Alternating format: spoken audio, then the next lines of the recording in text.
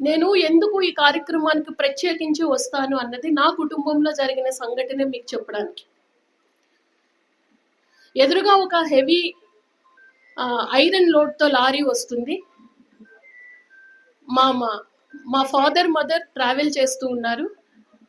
Heavy iron load lorry వెహికల్ని hit చేసింది. మా తల్లి, మా అమ్మ ఎగిరిపడి డివైడర్కి తల కొట్టుకున్నారు. ఆమెను బతికించుకోలేకపోయాం.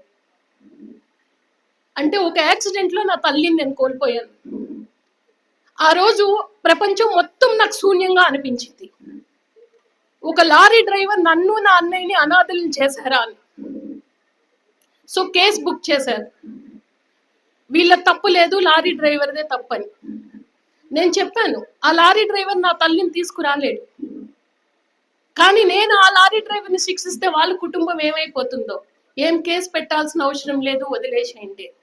అంటే నాకు జరిగిన సంఘటనే వేరే వాళ్ళకి జరగకూడదు అని చెప్పడానికి నేను ఈ సమావేశానికి వచ్చాను. ఈ రోజుకు కూడా ఒక కష్టం వస్తే మాట్లాడుకోవడానికి నా తల్లి లేదు అని నేను బాధపడుతూ ఉంటాను. అంటే ఒక్కసారి ఆలోచించండి. ఈ బాధ నేను మీతో చెప్తే ఒక్కరు కాకపోతే ఇద్దరన్నా మారుతారు, డ్రైవింగ్ చేసినప్పుడు జాగ్రత్తలు తీసుకుంటారు అని చెప్పడానికి మాత్రమే నేను వచ్చాను. సో ఈ సందేశం ప్రతి ఒక్కరికి వెళ్ళాలి.